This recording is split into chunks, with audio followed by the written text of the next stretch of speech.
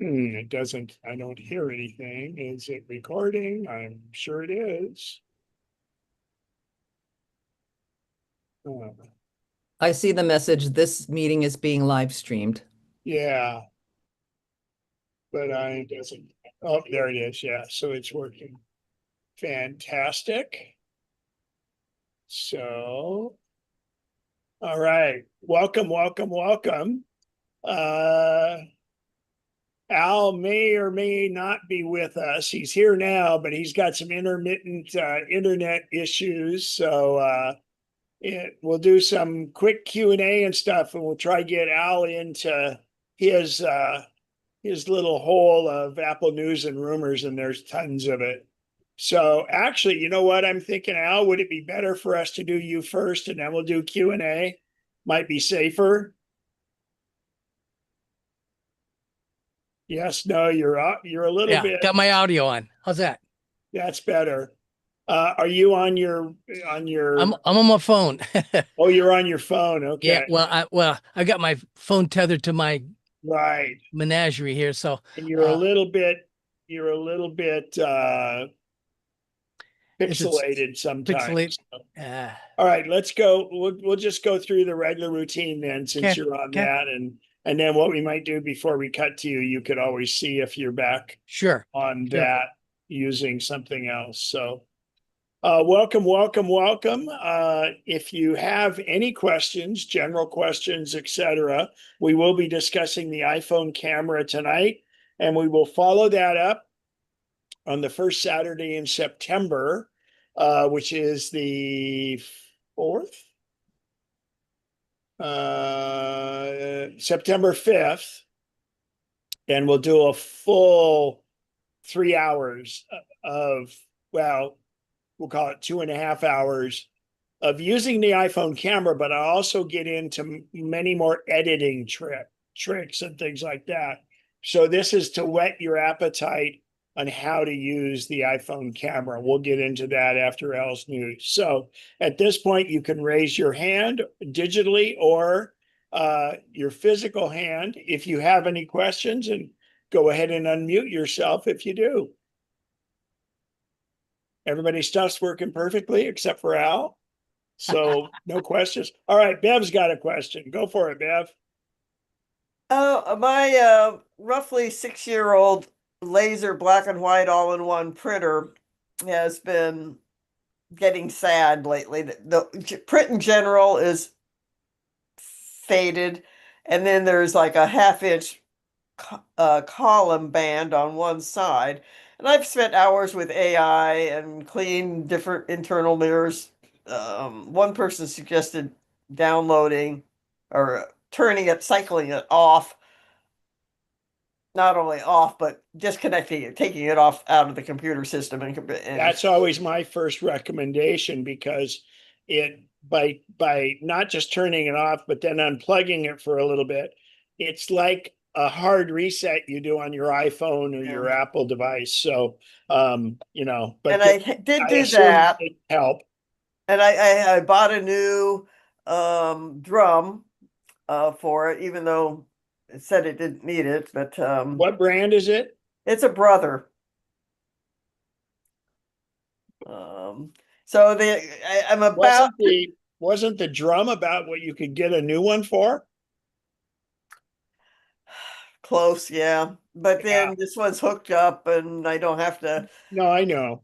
I had some issues and troubles when the guy from Cary, is it down with Apple Care? Yeah, Casey. Casey, yeah, he had been out for some other reasons and he actually got it working better to where it actually could use its Wi-Fi aspect.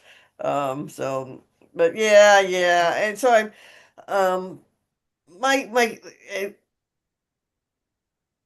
I think I mean, I've heard people talk well about the inkjets and especially with the eco tanks, but I don't Well, think that's gold what periods I was are. going to go down that road. Well, If let me just say this, and the question I have on those is I don't print that often, and when I may print a lot at or when I'm doing something, but there's periods of time And when I've had them before, the jets have gotten clogged. I didn't seem to use it enough to keep the jets cleaned, and which has caused me to go to the lasers. All right. Well, let me ask you a question on Yeah. this. When you had an inkjet, did you leave it on or did you shut it on and off?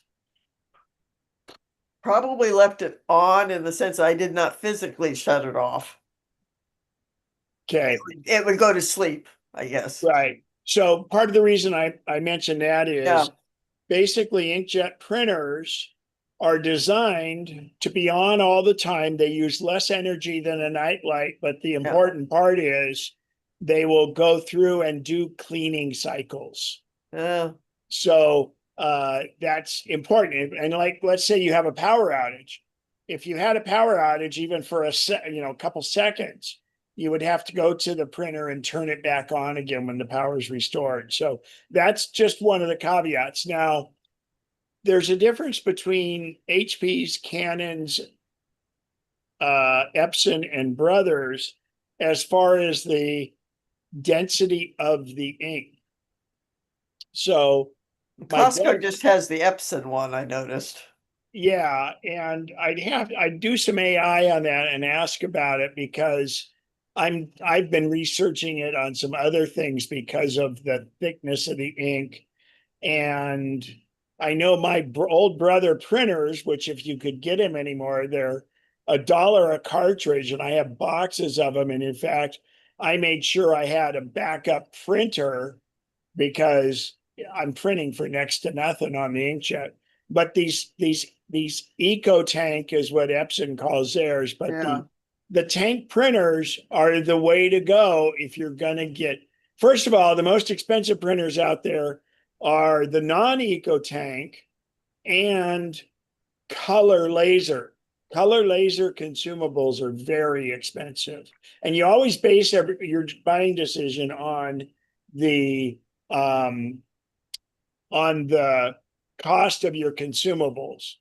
And these new eco tank or tank printers, you end up getting the ink very inexpensively, and you just refill the tanks on it. And most of the printers come with pretty much 1 year of supply of ink under normal printing with the printer, which helps mitigate the cost on that. So Now, the they're self-cleaning, wonderful. What? so, and then they'll do the self-cleaning and do their own kind of maintenance if you leave them. I would look into that. You're pretty Yeah. good with AI, so I would check into that and verify, because if you don't print that often, it does it. The other thing is, since the ink is not that expensive, you can make a sheet that would have your three colors plus black, and just have a reminder to have you print it from your iPad or your iPhone or something once a month, once every 2 weeks or something. And because the ink, I would never recommend that when you have a really expensive inkjet, a printer that has expensive ink. But now you've got a band down it. So when Casey worked on it, did the band disappear? And when you did the drum, did the band disappear? No, that didn't help. And they talk about there's a polygon mirror that you really have to open up some tabs and really get into and I'm not real comfortable doing that unless I have a backup machine ready Yeah. to go. Now, the other thing is, do you use it as an all-in-one or? I need the copier part of it. Okay, well, that part isn't broken.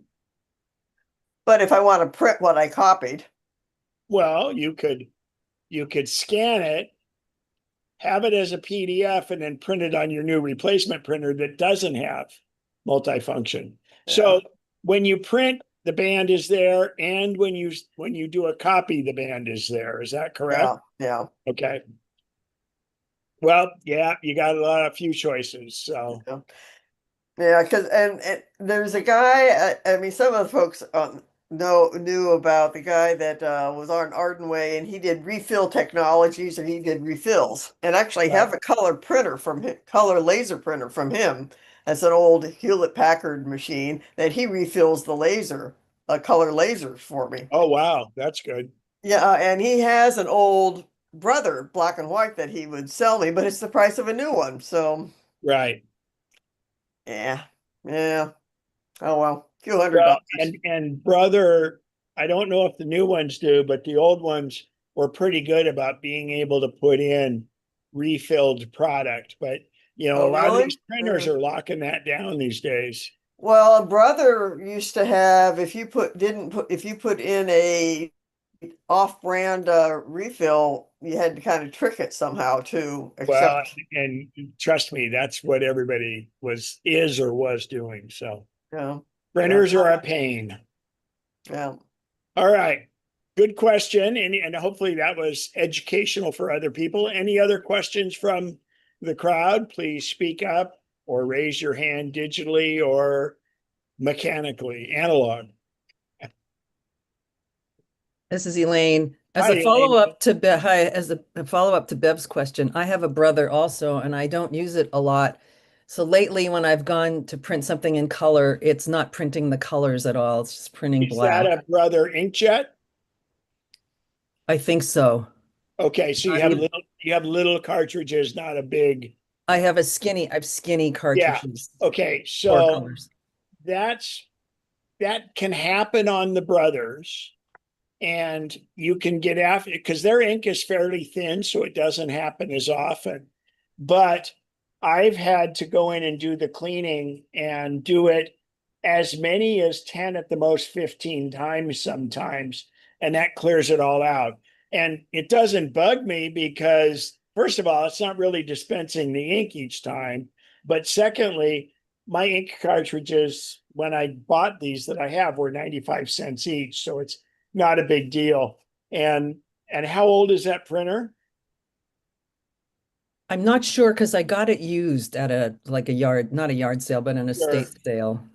Do you know if the cartridge is a 71 or a 75 or something like that? I could pull a new It'll one say out. on the label, also on your, probably on the printer or on the label.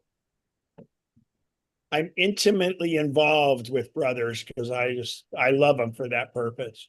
Just read me the number. It's an LC 71/75 Oh yeah. XL.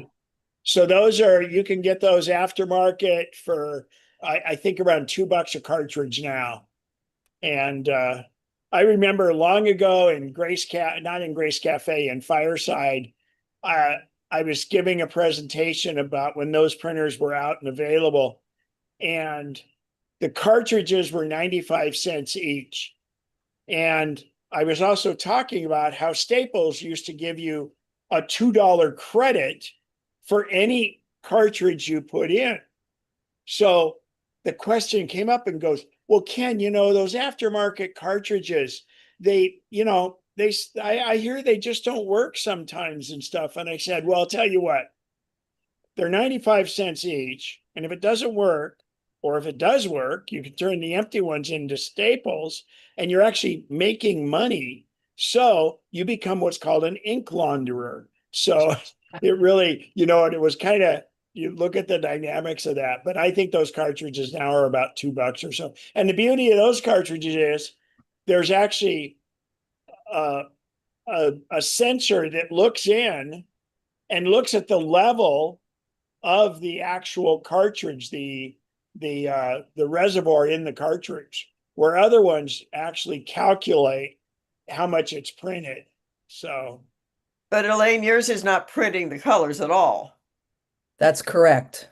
Yeah, yeah, so I would do, and when you go to do the ink cleaning, I always have about 5 pieces of paper and I keep running them back and forth in different ways and everything, so I'm not wasting paper. Okay. But do the ink and it'll say you'll do the print test, and when it does the test, it'll say, was black okay? And if black's okay, say it's okay. And then I don't think it asks you which of the colors, it just says color, and then it comes out and it'll give you a pattern, and it should improve over time. Okay. And worst comes to worst, it could be the print head, but I've found that not to be usually the case. But don't be afraid to keep running them. And when you pop the cartridge out, you can actually look. If you hold the cartridge up, be careful so you don't smear the ink on you. But if you look through the edge of it, you can tell by looking at the new ones, you'll see if there's ink in that reservoir. Mm-hmm. Yep. Cool. Randy, Thanks. you've got a great question for us, and then Dennis looks like he was ready. So I'm sure. And Dennis and I are actually both in the same breakfast lunch group. And this comes from this morning's breakfast coffee and donuts meeting. And trust me, Ken, when you say, I'm asking this for a friend, I'm asking this for a friend. okay. So someone that Dennis and I know has an iPhone that has, for some unknown reason, Yahoo a start page that comes up when he clicks on Safari. And I said, well, so and so, you need to just remove that page because it's always flickering, it's not working. But Well, and also it's loaded with ads. I mean, okay, there was one point with older Macs yeah, and like SBC would make it so the start page was Yahoo. I had two different clients where that start page, it would make the computer unusable. Like Yeah. you couldn't even quit Safari or close the window or anything because it was just sucking the life out of it. So it wouldn't be as bad on a phone, but it's bad. Our Dennis is and my associate, a friend. He's actually older than either Dennis or myself, and so Right? he will not change. But I said, get rid of it. Delete that Yahoo takeover thing on your Safari page. Not gonna do it. So any Well, suggestions, Ken? you should make it so it's not the one that automatically comes up, but then he can always go to it if he wants to, if he'd like to induce that punishment on himself. But I might suggest having him eat really old eggs and old milk and take bamboo shoots and put it under his fingernails. You know, I mean, that's just, well, anyway. I can't help him, but Well, I know where you're coming as a from. radio Thanks. host that I listen to, they say stupid should hurt. It does. Maybe Dennis and I can work with him. Thanks, Ken. Yeah, well, don't lose any sleep over it. Just it's not you. Dennis, was that the same question? No, I know who he's talking about. That's okay. Your secret's safe with Yeah, us. he's a curmudgeon. I just had you're talking about brothers, and I used to use Epson, and I didn't like them because the cartridges were really expensive, but they printed well. But I use a brothers. I have a laser printer now, and I just went to a black and white. I've had it for a number of years, and I really like it. The newer ones you can't get as much, and the cartridges are smaller, but it prints really well, and I can actually use new aftermarket cartridges for it. Right. And so I'm very happy with Brothers because it just seems to be a pretty, I can't say, completely safe, but the two I've had so far, they work very well. And I'm happy with the laser printer too. It's fast too, and it prints well. So Yeah. you don't have to use Brother brand print You, toters. you don't have to, but you know what? I buy from a place in Southern California, which is really inexpensive. But when I find a printing, the Brothers cartridges really make the black and the color pop. I found that with aftermarkets for the color on my laser or my dot matrix or that type. But I agree with Ken. The color is really expensive, and I don't really need it. For what I do, and the black and white is enough. They don't get Yeah. as many cartridges, but if you want clear stuff, you really have to go sometimes to the source. But you Yeah. can find them. But But it's a really good machine. these days, so the thing was, it used to be cheaper, but with the eco tanks, the inkjets are approaching the price of the laser as far Yeah, as yeah. mobiles now. So that being said, I look over my shoulder to my right at my HP 1320, and I decided I better look up and see when they were made. They were introduced November 19th, 2004. Got some And mileage.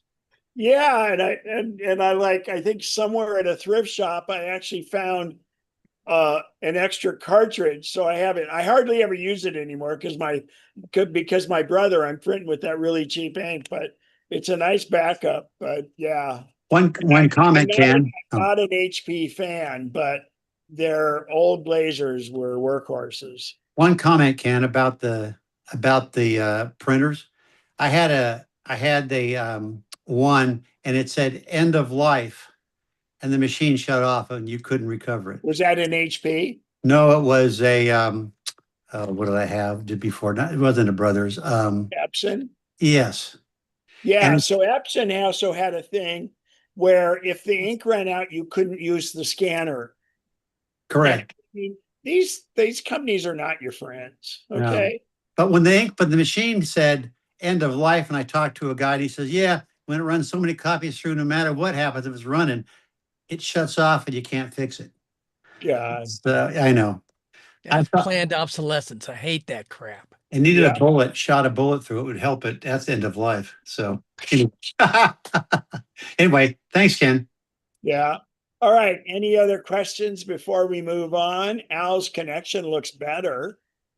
So Yeah, I'm hot. I've got this speed test over here, just confirming that my status here, and looks like it's working.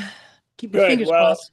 just speaking of speed test, if you ever want it, you go to speedtest.net, not .com, and that gives you some good ones. And then actually the same company, Ookla, Ookla, you can get the apps for the iPhone. They actually even have a Mac app too, but I just use the website.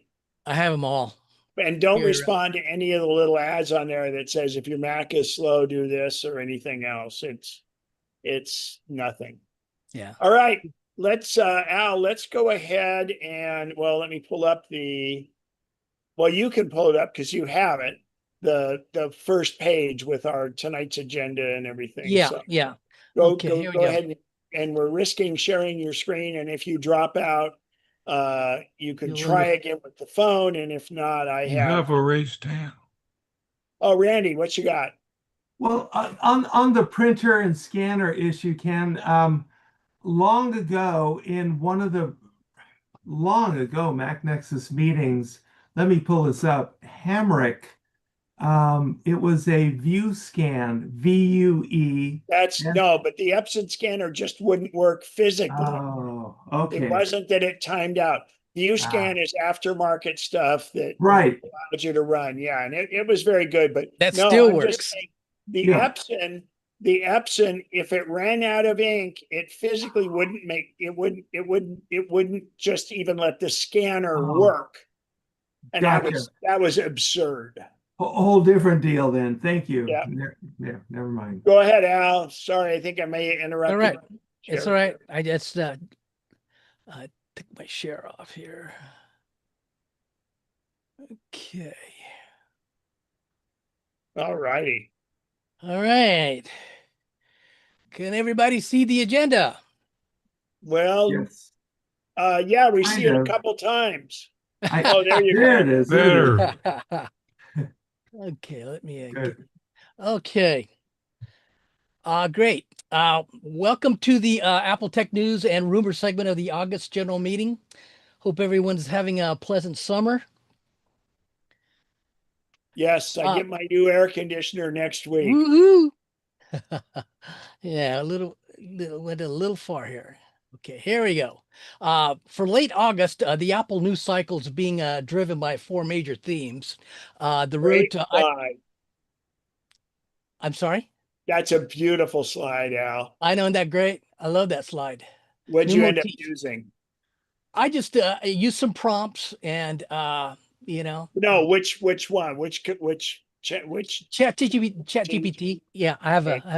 a subscription and good. using it quite a bit, especially on days like today. Yeah. Doing the research and stuff. Anyway, for late August here, the Apple news cycle has been driven by four major themes. First being the road to iPhone 18 and Apple's September event. Second is the maturation of iOS 27 and Apple's AI strategy coming into focus. The third is the M6 arriving as Apple enters the 2 nanometer era, and of course the Apple management transition. And it's official. Apple announced today that it will have their fall event on a Wednesday, September 9th at 10 a.m. Pacific time. Apple will stream the Surprise and Shine event on YouTube, on the Apple Events website, and in the Apple TV app whenever it becomes available. And just for reference on that, the iPhone 18 will be announced, possibly the iPhone Ultra, right? Which is the foldable phone. Got a But couple generally slides. speaking, the one thing we're sure about is the 18 Pro. There's a possibility the 18 may itself may be delayed. But anyway, so that's the 9th. And then either Friday or Saturday, the 28th or the 4th. Hang on, I'm looking at the wrong calendar here. I'm sorry. September. There we go. So if it'll be on the 9th, and the reason they're not doing Tuesday like they normally do is because Monday's Labor Day. So on the 11th or the 12th, you can get up at 3 a.m. or whatever it is and order your iPhone to be received either the 18th or the 19th. I think I have some other information here. Okay. Sorry if you do, and I No, interrupt. no, it's okay. No problem. Yeah, you'll see it. You'll see it. Anyway, this slide here is to commemorate the end of an era here. We bid goodbye to Tim Cook and hello to John Ternus. Tim Cook is stepping down from his role as CEO on September 1st to become Apple's executive chairman, and John Ternus will be taking over as CEO. Ternus will lead Apple's September 9th iPhone event, and it's likely we won't see Cook during the Apple's presentation. Here's a quick down of what we may get to see at the September event. And as Ken said, of course, we should see the iPhone 18 Pro and Pro Max. Some of the rumored features include a 2 nanometer A20 chip, longer battery life. It'll come with a new deep red color, a smaller dynamic island. It'll also feature a variable aperture camera. Looking forward to that. And a new C2 modem. That's Apple's in-house modem. So the 2 nanometer chip, just so you know, this would be the second device now because it's in the new M6 Mac Mini, which I'm sure Al's going to get to in a little bit. But what it is Apple designs the chips, but the foundry that makes them is TSMC, Taiwan Semiconductor. And they're the only one so far that does 2 nanometer. And what 2 nanometer is really, really teeny. But the whole concept is by making the chip smaller, it becomes more efficient. It uses less heat and less battery. It doesn't really affect the thickness of the phone because a nanometer is really so small anyway. But that's a big deal difference. And they think the phone will be 30% more efficient. Yeah. And it makes it faster. Thank you. Apple has been working on a foldable phone for more than a decade. And we've been hearing rumors about foldables for at least that long. Of course, Samsung has them. It's finally time for an iPhone with a folding mechanism to launch. And we're expecting the first foldable iPhone to make an appearance at the September event. Some rumored features include a book-style fold, a 4:3 aspect ratio. It'll be approximately 5.5 inches closed, 7.8 inches open. It'll be made of titanium and aluminum frame, a near invisible crease. This first generation will have a Touch ID instead of Face ID. It'll feature an A20 chip with 12 gigabytes of RAM. It'll come with a premium price of 2,000 plus price tag. And with that, Ouch. different than the 15, 16, and 17, and now 18 Pro phone, it will only have 2 lenses on the back. Yeah. Because Nope. of its thickness, or thinness, I should say, it will not have the telephoto lens. So if No- you're getting this for photography, that's It's not not the one to get. Yeah. No telephoto, no action button, probably no Face ID, no MagSafe, and it'll be an eSIM only, no physical SIM. Well, and the 18 in the US is only all the phones from Apple now Yeah. in the US are eSIM only, except in other countries. Yeah. eSIM means you don't put a card in it, and they're dual SIMs, so you could have your T-Mobile or Verizon card, and then if you travel internationally, you can put in, quote, another eSIM, and they can run concurrently. Can you answer this phone or talk on it when it's folded? Yes, it's fully functional when it's closed. In fact, there's a screen like normal. Cool. And it opens up not quite as big as an iPad mini, but it's a little bit different aspect ratio. Yeah, it's 4:3 instead of 16:9. When it's open, starts to look more like an iPad mini. And the big secret here is what they talk about is you won't, so the old early foldable phones had problems opening and closing, and they would fail on the screen. But Apple's is supposed to be, you don't even notice that there's a seam there, and you bet that it's been tested a lot. So, and of course, it'll be in the presentation, it'll be the greatest thing since sliced bread. Of course. Moving on here, Bloomberg's Mark Gurman describes this year's Apple Watch lineup as a long-awaited bump in chips and speed. The timing is particularly important because watchOS 27 introduces a new Siri AI to Apple Watch. Siri AI on Apple Watch is intended to provide the same next-generation Siri experience available across the iPhone, iPad, and Mac, and not a stripped-down watch version. The current watchOS 27 beta testing reportedly shows Siri can be somewhat slow or unresponsive on existing watch hardware. The new processor should provide considerably more computing power for AI-related processing and Siri responsiveness.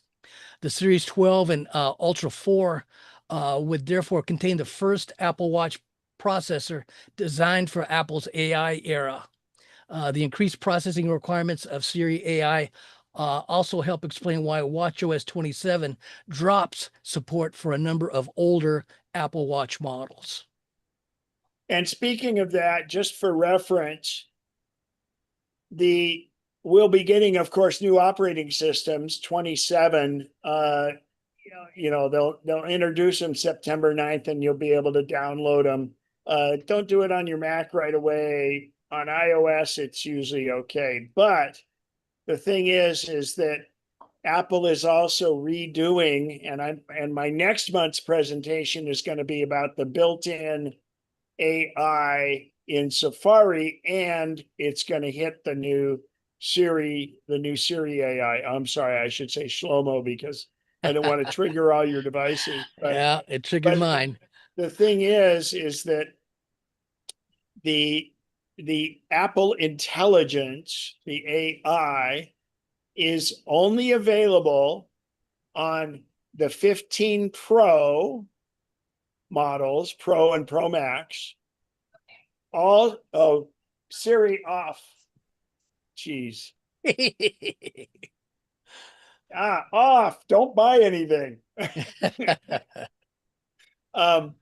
So the and then any 16 and any 17, and of course the new 18s and the new Yeah. Fold. But the borderline there is it has to be a 15 Pro or anything newer than that Yeah. to be able to utilize the AI.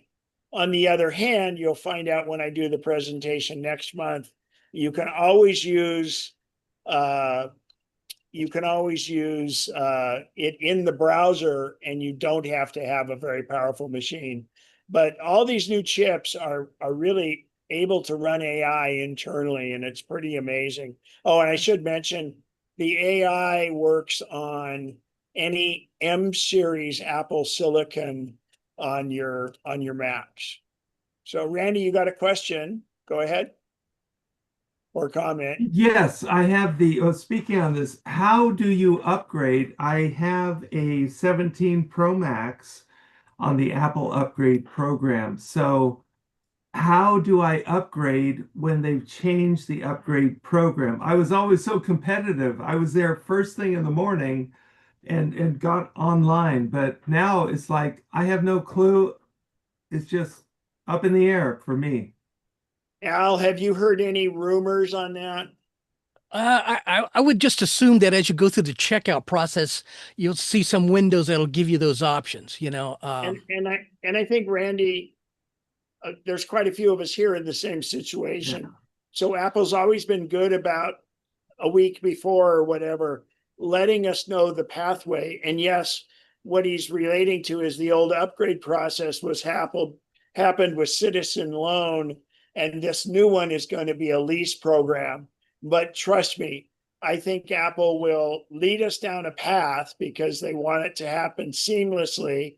And the farther they can get those of us in the program going with least resistance, it makes it easier when they open the store at 5 a.m. or whatever it is. So Yeah. I expect that it'll be coming, and who knows, they're probably still working out the details. Okay. Yeah. Thank Yeah. you. I'm a willing participant. I just don't know where to go. Yeah. Well, that's why I call this a 12-step program for That's Apple. it. That's it. Anyway, I wanted to include this list here is these are the Apple Watches that will be losing support and cannot run Watch OS 27. It would be the Apple Watch Ultra first generation, the Apple Series 8, the Apple Series 7, the Apple Series 6, and the Apple Watch SE second generation. Watch OS 26 is their last major update. As far as possibilities for other products making an appearance, there aren't any certainties. There are home products and Macs Apple could launch before the end of the year, but it's possible Apple will hold a second event sometime in October or November. There are quite a few home devices in development. Plus, Apple is expected to introduce an all-new home hub. So a second smart home event would make sense. And that way it doesn't take away, because this primarily is the iPhone event, which means Yeah. Apple Watch and AirPods and things like that. Yeah. So that way they're not, because the media has to cover it, these things would get lost in the shuffle, because obviously the iPhone is what's driving the bus. Yeah. Here's a graphic with some of Apple's rumored pipeline products for its smart home initiative. The Home Hub Apple is working on is rumored to feature a 7-inch square display. It can be used to control smart home products, view photos, make video calls, and display information. It'll have a full Siri integration. It'll run Apple apps. I would assume some of them, probably not all of them. It may include Face ID, hand gesture support, and it'll have a FaceTime camera. It's rumored to come in both a tabletop and a wall-mounted configuration. The hub could come as soon as late 2026, but Apple may also hold hold out until early 2027. It's my understanding that a lot of this was contingent upon Apple Intelligence getting up to speed and getting sorted out. They've had some of these products ready for a while. And some of these home devices, because they're also the gateway to your smart home things like thermostats and lighting and things like that. There's talk that they maybe even have kind of a follow me type feature and Face ID, because that way it can determine if it's you or someone else in the room, and it can change your music and stuff. So this is the first iteration of it. And there's a lot of things they can do. Hope they looking forward to it. Not to be neglected, the Apple TV 4K is finally getting an update with a faster processor, more RAM, a new networking chip. It'll also come with Apple Intelligence. It'll have Bluetooth 6 and Wi-Fi 7 support. HomePod Mini, Apple will refresh the Mini this year, adding a faster chip and some color options. The full-size HomePod will also get a new chip. Also in the mix, Apple has its own security camera in development. It could launch alongside the Home Hub. What you see on the screen is just some renderings of possibilities I came across. And obviously Apple, the first things in what they do is security and privacy. So these work pretty well. I do want to mention on the HomePod minis, or even with the larger one, if you put two of these on, let's say, an entertainment stand, you can set it up so they'll actually, instead of being one device, it can end up doing stereo, and it basically sends sounds and shapes the sound in your room by listening and listening and shaping the music for you. So two of them in one room creates a real stereo effect. Of course, the M6 Mac Mini. Apple has unexpectedly launched an updated Mac Mini yesterday, retaining the compact exterior display introduced with the M4 generation. Here's some of the significant details. I won't read through all of this. It's kind of nerdy. But if you do, suffice it to say, the hardware is becoming robust enough for an AI future that has arrived. Bottom line, the M6 Mac Mini responds to a substantial AI and processor upgrade, but Apple's charging considerably more for entry-level hardware while continuing to provide a pretty meager 256 gigabyte SSD at the $899 starting price. Ouch. The reason for the price increase is memory. Yeah. It's threefold, actually. First of all, a lot of these AI companies are acquiring Mac minis, and they're using that to have their own homegrown AI inside the mini, so they don't have to put out as many calls for tokens on the AI systems. And the AI neural network chip is just incredible to do that. And so they were in short supply, but also chips and memory, because of all the absurd build out that's going to peak real soon on AI build. It's turning out that not everybody needs to build the exact same thing. So that will return a little bit, but right now it's a supply and demand issue. Well, along with the Mac Mini, the Mac Studio arrived as well. The biggest story here isn't simply another CPU and speed increase. As Ken said, Apple's positioning Mac Studio increasingly as a desktop AI workstation.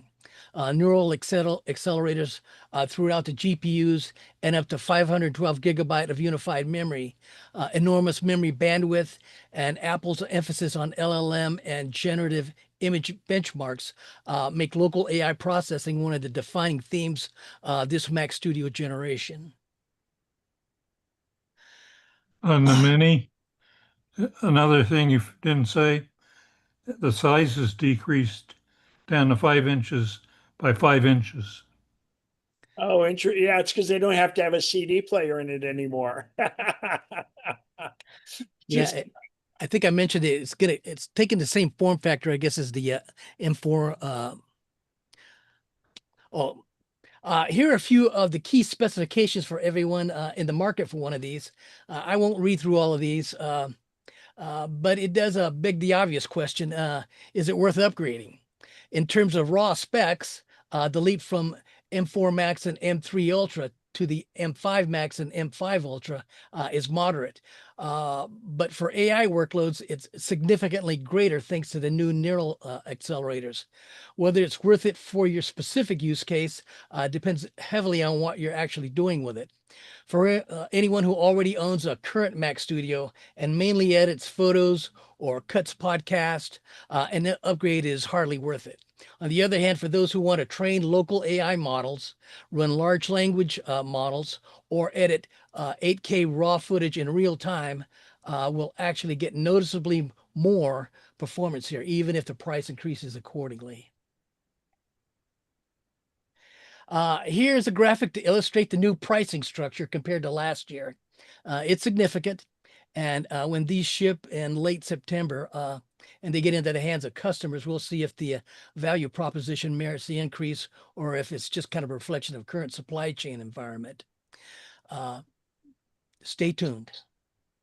Well, and the whole idea on the Mac 4, the launch price was $599, but only in the last few months did they raise it to $799. In And June, that yeah. was the supply issue, but it also made it so you weren't jumping $300 to the M6 Mac Mini. You were really only jumping 100 more than what it currently would price. So it was Accounting gimmick. incremental. It was incremental pain. And again, it's the situation. Apple in the past had done such a great job of forecasting the memory needs that there were, so they would basically buy it in advance.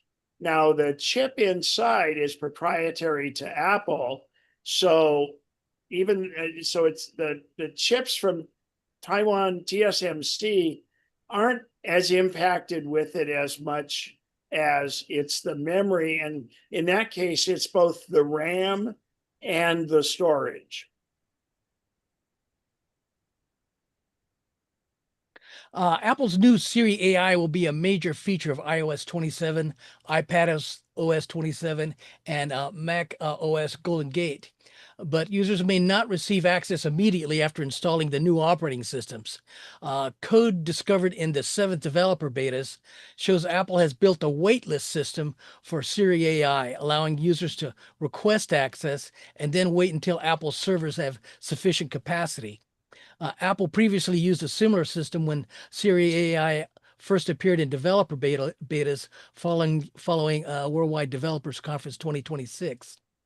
Well, they actually did that when they rolled out the original Apple Intelligence in what, 18, I think it was.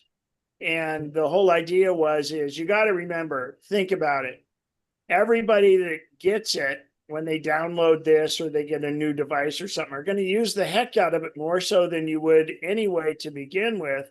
So that's going to be the server load. But the other big part of the server load is you've opened up the floodgates, so to speak. So there's just more volume of people and people using an inordinate amount compared to what it'll be 2 weeks after it's done.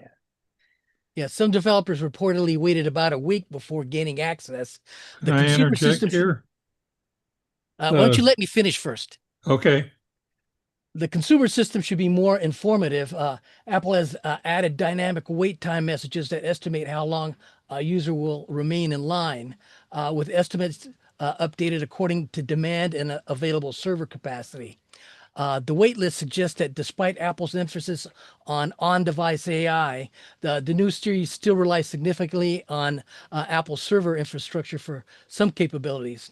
Apple apparently expects potentially enormous demand for iOS 27, reaches millions of devices, and plans to gradually activate Siri AI rather than risk overwhelming its infrastructure. For users, the practical takeaway is simple. Installing iOS 27 on launch day may not mean getting the new Siri AI on launch day. Go ahead, Bob. Oh, that's exactly what I was going to talk about. The latest beta, as you know, I've been running Sh- 27 on an iPad and on a MacBook Air. They put it in the first maybe 24 hours after I loaded. Siri, guess what, was not available because it was being updated for the Siri AI. Mm-hmm. You guys, Uh, we have to start saying Shlomo because everybody's device. oh, sorry. Sorry. Shlomo AI going crazy. Excuse me. Yes. Yeah, yeah, Anyway, just so that gives you an idea of what's going on. yeah, yeah. It works Thank, really nice. good, good. Good. I'm glad you're being our beta tester, Bob. Literally. Passes us on timely information. Ken, did you have anything else you want to chime in on this? No, This no, thank you. I appreciate that. No And problem. well written on the synopsis of that Yeah. too. All righty. Moving on here. At the tail end of July, here on the 30th, Apple reported fiscal third quarter revenue of $109.4 billion. That was 16% up from the prior year. Net income was $29.8 billion. Earnings per share reached $2.02. The results were stronger than many observers expected for a quarter that does not include the main holiday buying season. The quarter does not remove the risks ahead: component shortages, higher memory cost, regulation, and the need to deliver a dependable Shlomo AI experience, excuse me, could all affect future results. Still, the numbers show that Apple enters its biggest launch season with substantial financial momentum. Nice to make money. Mac Rumors reports that Apple has approached news publishers about paid multi-year content agreements for Shlomo AI. The goal would be to give the assistant dependable access to current reporting and information rather than relying only on a broad crawl open web. The reported structure differs from many familiar AI licensing deals. The publishers would be compensated when their material is actually used. Apple has discussed a budget measured in the hundreds of millions of dollars. Details are still being negotiated, so this remains a report rather than an announced program. For Shlomo, trustworthy and current information is a separate problem with understanding a user's personal context. A useful assistant needs both. It should know what is on your screen and in your apps, while also being able to answer questions about events that happened today. Publisher agreements could become Shlomo's professionally sourced world. Is someone calling in the background? I don't see any mics going off. I don't know. It sounded like a cry for help of some kind. Oh, it's gone away. Okay. Maybe it's my chair squeaking. Is it back now? I moved my chair slightly and squeaked, so that was probably it. Sorry about that. Well, you're calling for help.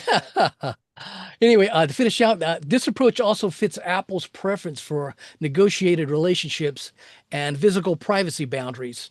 The important question will be attribution.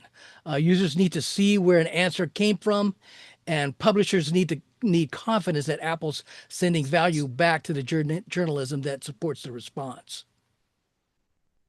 I think it's a good thing. Just a reminder that macOS 27 Golden Gate is expected to be the last release with broad Rosetta support for ordinary Intel applications. Rosetta 2 was a translation technology that has allowed Apple Silicon Macs to run older software quietly in the background during the transition period away from Intel processors. For many people, the change will be invisible because current applications are already universal or Apple Silicon native. The risk is concentrated in older utilities, plugins, drivers, scientific tools, accounting packages, audio software, and specialized business applications that may no longer be maintained. Experienced users should treat Mac OS 27 year as an audit period. Open your system information, identify location applications labeled Intel, and check each developer's update path. If a critical program has no native replacement, keep a tested Mac and backup that can run it rather than discovering the problem after an update. This marks the final phase of migration that began in 2020. Apple Silicon delivered major gains in performance and efficiency, while Rosetta softened the break with the past. Ending routine translation lets Apple simplify the platform, but it also closes a remarkably successful compatibility bridge. Go ahead, Ken. Were you going to say something? Yeah, when I start my presentation, remind me, and I'm going to show you guys on your Mac how we can go in and check that, because it's probably not going to be a problem, but you may have an old-timey specific program that would be a deal breaker for you. So we'll just show you how you can go in and check that in your on your Mac computer. It doesn't apply to iPad or iPhone. I'm regularly getting since I got some legacy stuff on this Mac. I'm pretty frequently getting notifications that this is Intel's support, that support will end. So they're helping people to be cognizant of that fact. Well, it's when you fire it up, you get that, right? Well, sometimes in the middle of my day looking at stuff, when I fire it up, when I fire the individual software package up. Right. Yeah. I think it's good that they're doing that. So it's not going to come as people will be forewarned here a year from now when it goes away. The recommendation always on the Mac is it's wisest to wait till the 0.1 update at least. Yeah. Now, on the other hand, iOS updates, whether it be iPad OS or iPhone OS, are usually pretty good, but I personally don't even do that until I get it on the new phone, because if there's a bug, your phone's a pretty mission critical device. So. Absolutely. And finally tonight, Apple and Ford announced that Apple Maps will be built directly into vehicles using Ford's forthcoming Universal Electric Vehicle platform. 9to5Mac reports that the integration is planned for 2027 and is enabled by Apple's new Map Kit for automotive software development kit. This is different from CarPlay. Apple Maps will run on the vehicle's own displays, even when the driver does not have an iPhone connected.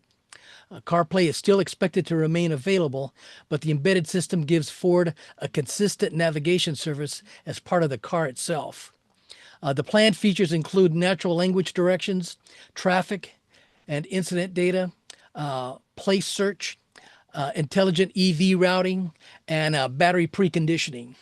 Ford also plans to use road-level Apple Maps information as it develops the next generation of its Blue Cruise hands-free highway system.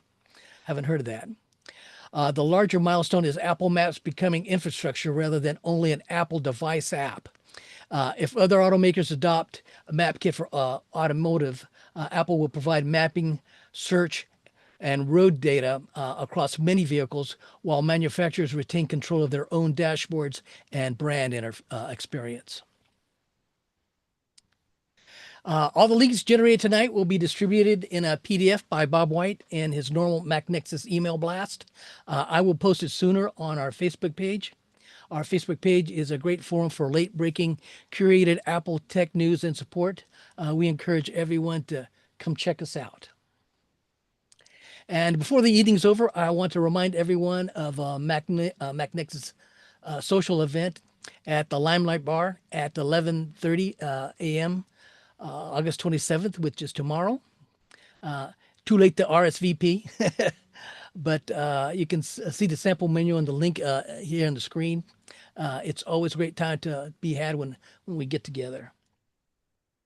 Yeah, it's kind of because we don't do in-person meetings anymore. I thought we all thought that a social aspect was good, and And you don't even have to talk about Apple. So, one of my favorite Machu Picchu shots. Yeah, Thank you. that's a great shot. I Yeah, stuck it in the agenda splash screen. yeah, I saw that. I have it. So, Randy, you've got a question. Go ahead before Oh, Al. no, not a question. Thank you, Al. Absolutely. The MacNexus lunch tomorrow, like Ken was saying, no hassle. It's all fun. It's in and out, individual billing, great food. You can get sliders for, I think, $13. And you in and out with tip $20. Individual, like I said, individual billing, great food. Dennis and I go there just about every Friday. So this week, I'll be there Thursday and Friday. They know that we're coming tomorrow. It's really adjustable. Just show up because we can put in more tables. It's a rectangle room. So if you show up, we just add another table. No big deal. So show up, have fun, enjoy a great lunch and some good people. And I think Mary and so many other people are going to be there. Great time. And See you the there. let's talk about the parking a little. Oh, next door to Limelight Cafe, which is actually at 1014 Alhambra Boulevard. It's on a corner, and Safeway is across the street. There's parking over at Safeway. However, Del Taco, which is next to Limelight Cafe, has spaces in their parking lot. So Del Taco next door, just look for the spaces. It's very important that you park in a space that says both Limelight Cafe and Del Taco. They're not going to tow you. You'll be safe. Lots of parking. So come on. And there's parking behind the building as well. Exactly. There's lots of parking. It's easy. You can do it. Have fun. Join us And tomorrow. you'll be there before the lunch crunch. Absolutely. Good So, food, good fun, great food, actually. It Good is Great job. waitress very good. too. Yeah, the Absolutely. waitresses are always nice. Yeah, good service. Good job. Thanks for putting that together, Mary and Randy. And Bob. And And Bob. Bob. All right. So let me go ahead and pull up my keynote. And I had put Al's in the beginning here, and luckily he was able to do it. So let me just go down to Zoom, share keynote, hide others. All right. So, time-wise, yeah, I'll be pounding through this a little quick, but there's a video on, the video will be online, and I would dig deeper into more detail when we do the Saturday class, but I want everybody to to me, one of the biggest uses of the phone is the camera. So as I mentioned earlier, let me go ahead and get out of that for a second and get my cursor highlight up. There we go. The pro models of the phones are 3 cameras. And before we get into this, what I always talk about on this is we have the lower phone. There's a phone with 1 camera. There's a lot of phones with 2 cameras, and then there's the pro models that have 3. In the 18, they're going to change this and make it be a physical, I'm sorry, the 1X one. So basically you have a 0.5 lens, you have a 1X lens, and then you'll either have a 2X, or you could go all the way up to an 8X. And that may even get bigger in the new phone. But the idea is, if you're just taking pictures at Costco and you're only going to post them on Facebook, the regular phones that have 2 cameras work just fine. So those are the non-pro models. If you want to make sure you can use your phone for longer distance, And if you're really taking really nice pictures, that would be what this for. So the things I'm going to tell you about on this will not necessarily bring much into change on that. And at the very end, when we have question and answer, I'm going to put up some of my iPhone photos that I have taken, and we'll do that as a rolling slideshow. But anyway, tips and tricks for all iPhones. When I get into one spot about editing, it will only apply to the 15 Pro and newer because it uses the special Apple Intelligence. So we're going to go over how to get into the camera multiple ways very fast, because when you see a squirrel, you want to get a picture of that squirrel and it may go away. How to take a clear photo, focus, zoom, and lighting, portrait mode. In other words, the things to do, it's called bokeh or bokeh, depending on how you pronounce it. We're going to do a small amount of editing. We're going to go into more in that detail at the other one, including other apps, and then how to do it. In the very beginning, I'm going to get into turning on the grid. And I encourage everyone right now, and I think the next one has it. Yeah. So let me go back a slide. I'll tell you, we're going to go through this. It doesn't take long, and it really will help to take better pictures. How to hold the camera. I mean, realistically, if you think about it, an old photographer, you'd hold it up by your body and you would brace yourself. And that's really important. Or I look for things to rest my phone on to make it steady. The older we get, the less steady you are. The other thing that's an old trick I've known for a long time is I almost, whenever I'm traveling, I always have a leash around my neck with the phone attached to it. That's so I could be looking over a cliff or the edge of a bridge or on the edge of a cruise boat, something like that, and not worry about losing my phone. But secondly, if you're just holding the camera out, we all have a little shake, and even if the thing's moving.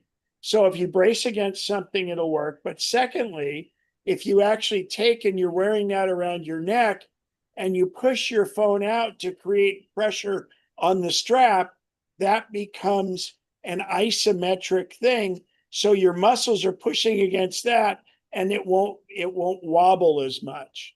That works really, really well. The best zoom you have is get closer. Now, I was recently in Africa, and there's times when you shouldn't get closer. So zoom is important when you have a lion less than 6 feet away. So, and then you can always take a few shots. I remember as a film photographer years ago, I would set up my shot and I would calculate in my mind how much the film cost, how much the processing cost, and how much it would cost to print it. So I was really careful about the shots I take. Well, I've gone overboard now because I'm sitting there holding my camera, and I'm not doing this anymore. I'm doing it less and less. But I would take like 6 of the exact same shot. And it's not like it's going to change and get a better one on the 6th one. So you don't need to do that, but you can take a couple because you want to make sure it's very stable and the lighting can change. And then you just delete it afterwards. So grab your phone and go into settings. Okay. So into settings, go down to camera. And I encourage everyone to do this. It's nothing you'll hate that it happened, and it just works out better. And anything I tell you to turn on, if it's already on in green, we'll leave it. So go down to camera. And then when you tap camera, you'll get this screen. And there's 2 things I want you to, you got to scroll down a little bit. And under composition, you'll see grid and level. And I want both of those on. We don't care about anything else on here right now at all. Grid and level. And then I'm going to have you activate one more thing that's farther down, and it's under down here, almost to the bottom, actually. And it says lock screen and swipe to open camera. And you should have that on. It may be on by default, where grid and level were probably not on. Anybody have any issues or problems getting there that they need me to go back through it again? Settings, camera, scroll down to composition, and you'll see grid and level. Turn those on, and then scroll farther down and have lock screen on. Any problems with that? Speak up. Great. And I'll show you. So what that does is, if you look at my background screen here, see these lines that are fairly faint? Well, those are what's called the rule of thirds. And in photography, let's just say you were taking a picture of someone straight on, it would, and you put them centered exactly, it looks like a wanted poster in the post office. So the thing with rule of thirds is this intersection, this intersection, this intersection, and under there's that intersection. If you center stuff in there, it's going to give a little better effect on your on the positioning. Now, that being said, I do a lot of them very, very much centered, and you can crop it later. But this is just giving you a little different effect. So what's the best camera in the world? Is the camera you have with you. And the iPhone you have with you all the time. And I just got back from Africa. I did a 4-month round the world trip a year ago right now. And I would say that only 2% of all my photos now are with my big Sony mirrorless camera. And the phone is just, they always come out, it's always right. And they use what's called computational photography. A computer is analyzing and making the shot perfect. It's pretty much automatic. You don't have really weird lighting situations. And there's some other features I'm going to go into that are better than a $5,000 camera. They're obviously very easy to share because you're connected to the internet. And we put things into photos as our organizer. They're all in one place, and you can share them from there. So that's why it's good, it's easy, and my gosh, the pictures are great.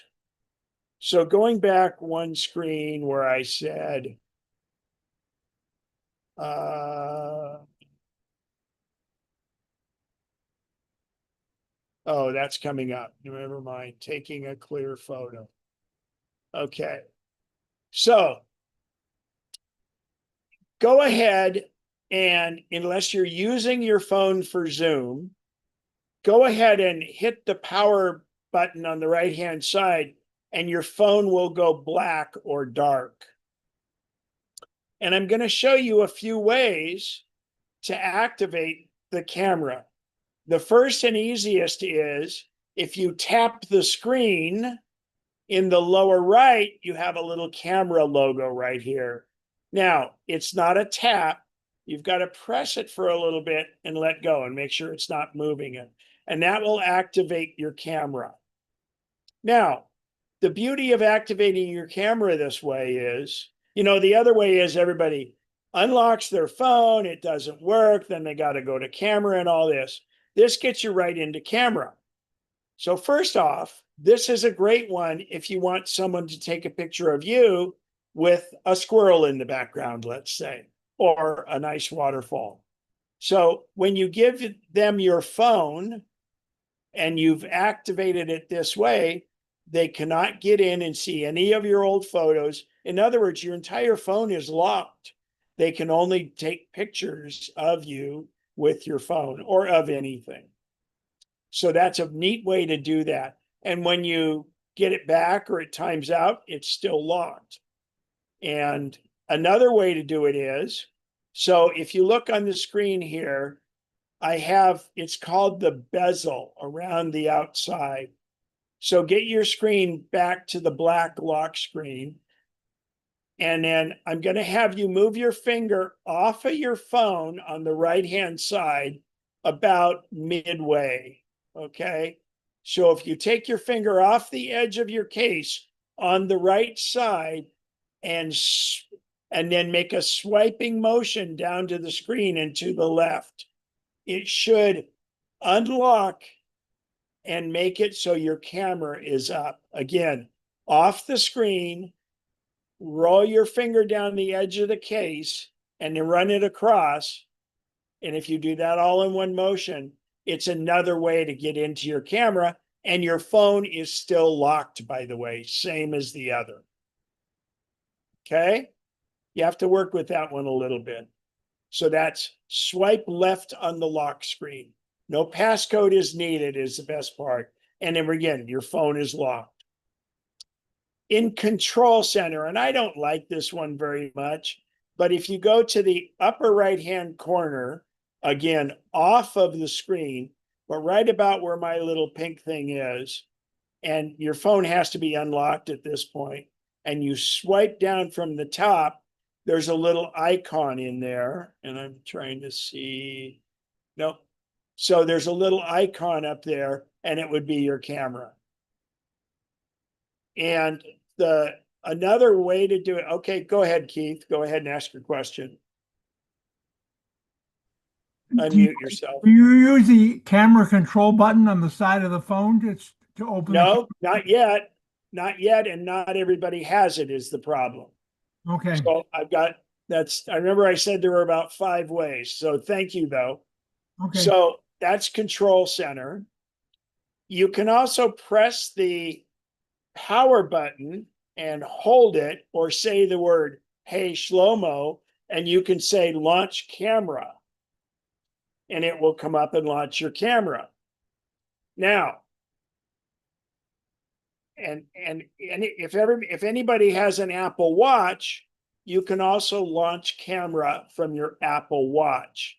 And this I'll explain more later because it's really good.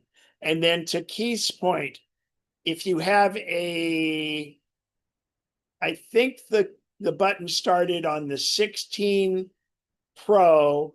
It might have been on the 15 Pro and Pro Max, but there's a button. So if you look at this screen here, I have the silent button, volume up and down.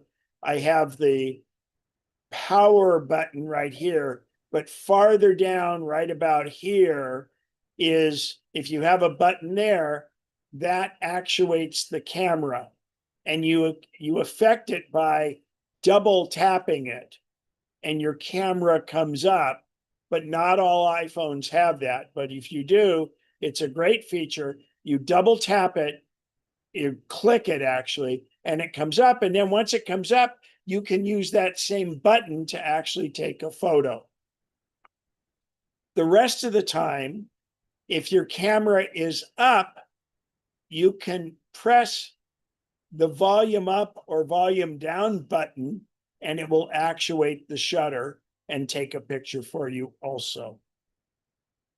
So, and again, going back, the easiest way is this, but don't spend this time unlocking your phone to get into camera and everything else. By the way, if you do the swipe from the right to the left, or the camera button, or this button right here, your phone won't go to sleep as fast because it's waiting for someone to take that picture. All right. So again, hold steady. Use both hands, elbows close to the body. Now, when you pull your phone out of your pocket, please, please, please get in the habit of wiping the lens. And the way I do it is I either have a long sleeve shirt on, or if my shirt's untucked, or even if it's not, I use the underside of my shirt, because you could have been just eating lunch somewhere and the table might have been dirty or whatever. But if you use the underside, first I usually blow on the camera so there's not any sand or anything on it, which that was a big deal in Africa. But then I wipe it. And those lenses are pretty robust because they're sapphire crystal. And sapphire crystal is just a notch or two below the hardness of a diamond. So I see people get these, they're in this, they're taking the picture of their life, and they've got fingerprints, they've got sunscreen, all that stuff on the lens. And man, it just ruins the picture. It's huge. So if you get in the habit, you'll always do it. Don't just look at it, wipe it, make it be the same motion as pulling it out of your pocket, out of your purse, out of your bag. So again, when you're taking photos, it's the large white button at the bottom, or the volume up, volume down, or if you have the camera button. That shows that all there. Again, Apple has many ways to do different things. So we're going to talk about lighting, because lighting is pretty important. So you guys have now, if you activate your camera, shoot, hang on, I got to move my menu bar over here. All right. So if you activate your camera, you should first of all have the crosshairs. It's a little more visible here. And go ahead and hold your camera up either in portrait or landscape mode, and you'll notice another bar right across here. And when that goes yellow, it means your camera is level. And what happens is, like when I have mine on my tripod, if it stays level, that will go away until you move it a little bit. So Randy, go ahead with your question or comment.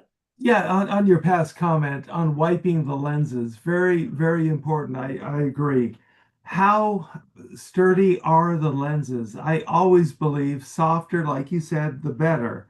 But can you use a tissue like a Kleenex, a napkin?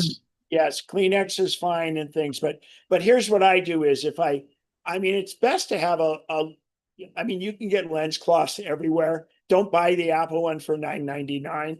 But anyway, I always flick it. If I have cleaning cloth, I'll flick it to make sure there's no particulate there, and then I'll wipe it. But you're almost always wearing a shirt. Just use that. It's always with you, because you want to make this habitual. If you do something 12 times in a row, it's going to be a habit. So it's so, so, so important, because it's not just that the picture will be blurry. That cuts out a whole bunch of the light. It's huge. But yeah, you don't have to worry too much. And Kleenexes are a little rough, but that sapphire crystal is fine. It really is. So, and you don't need a fluid or anything like that. It's cleaning fluids, but if you make it a chore, you're never going to do it. So you make it easy. So if you fold your phone up, you should see the grid lines when you're in camera mode. But if you're holding your phone level, you should see a little cross thing on there. And when you do that, there Al's doing his. He's cleaning his glasses. Hopefully that's not sandpaper. So anyway, hang on.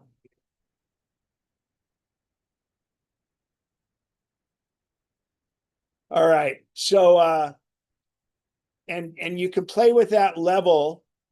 And I think if you have sound on, you may even get a little bit of haptic feedback, but it'll go, once it gets level within a couple degrees, you'll see the line turn different.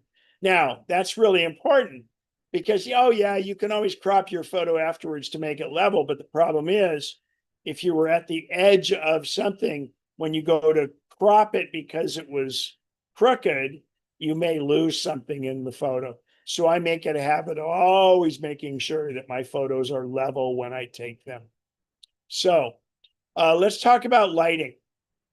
So when you're getting ready to take a photo, and you guys can all try this, so fire up the camera, and we're going to start with essentially a picture like this. So it could be your computer screen, it could be something on your desk.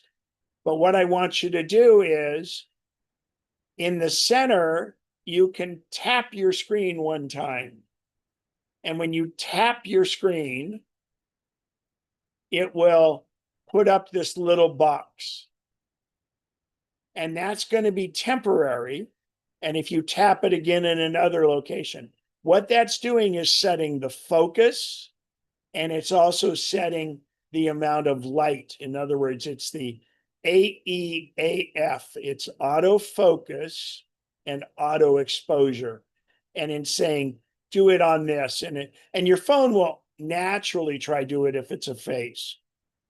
But what a really neat thing is, and it'll be hard to see, but you have this little sunshine logo right here.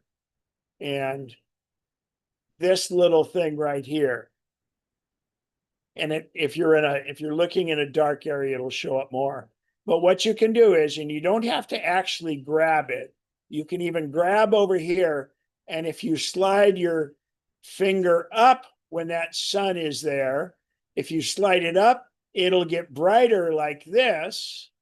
Or if you slide it down, well, actually here it would be, if you slide it down, it gets darker like this. And so what that's doing is, it's going to automatic do exposure, but you're tempering it a little bit up or down. Okay. Obviously, a picture like on the right here, that's completely blown out. It's very hard to fix an overexposed photo, but an underexposed photo, you can work it and make it better. And obviously here we are with where it's doing it naturally. You could see only this part of the window is blown out. So the other thing I want you to play with here is, take your finger now and pick a different spot and press and hold it on the screen when you're getting ready to take a photo. And when you press and hold, you'll see this little square go boom, boom. And all of a sudden, it's now locked. And it's locked on autofocus, auto exposure. And then you can still move the light, the sun, up and down. And again, you do not have to do it right over it. You can do it anywhere on the screen. You can do it down part way, and then pick your finger up and come up here and go part way down again. And this will move accordingly. I see, Randy, that's a big breakthrough for you. And believe me, it will make your photos wonderful. How many times is there this really nice waterfall in a very shaded area, and you don't care that there's other stuff around it? You want to not only focus, but you also want to have the light correct for that. So that's what that does. Okay. Good. All right. Zoom the smart way. Now, most phones will all phones will have a 0.5 and a 1. And a 2 is interpolated. And then on the pros, you'll have a 5x or an 8x. Now, and there'll be a 4 in there too. So when the iPhone first came out, everything talked about touch to zoom, or pinch to zoom. Okay, and that was a big deal where you took your fingers and you spread them out, and that made the picture bigger. Or you spread them in and they get smaller, okay? That is not how you should zoom. The way to do it, to make your photos, make your snapshots into photos, is you select one of the buttons. Now, your native one, in most phones, 1x is going to be your highest resolution photo. Obviously, if something's 400 yards away, 1x isn't enough. So you may have to pick another lens, but do not get in the habit of zooming. You want to be on either 0.51 or any other integer it shows by tapping on here, because the pinch to zoom can really mess things up. And frankly, the best way to do it is, let's say there's something off in the distance and you only have a 2 on your phone. It doesn't go closer than that. If you take the picture with a 2 instead of pinch to zoom, after the fact, when you go edit the photo and you go to crop it, you can zoom it in as far as you want. And yes, it will degrade the photo slightly, but it's a much better pathway to get into the cropping it afterwards. And if you can use the 1x, that's the best because that's the highest resolution. So again, please don't use pinch to zoom. Use the integers that are on the phone. And then you'll change it later when you go into cropping. Go ahead, Randy. Yeah, okay. Elaine and I have a lot of hummingbirds. They're very, very small. And so even though they're close, 1x 2 times or 4 times or whatever, does it make a difference if they're small objects, so I want to go like at least 4 times or 8 times? Okay, so you have a 17 Pro Max. Yes. So the ones you should pick on the 17 Pro Max is 0.5, 1, and 4. Oh, okay. And the reason for that in that case is those are actually the optical length of the lens. Okay. On your phone, you have 2 and 8 as an option. Hmm. And the 2 and the 8 are what's called a fusion lens. It's using 2 of the lenses. Wow. So, and it also lessens the megapixels. So in the newest 17 Pros, 0.5, 1, and 4 are 48 megapixel. And what that means is a 48 megapixel, if I double the size, it's going to still be clearer. Where if I use an 8 or I use the 2, it's going to be 24 megapixel.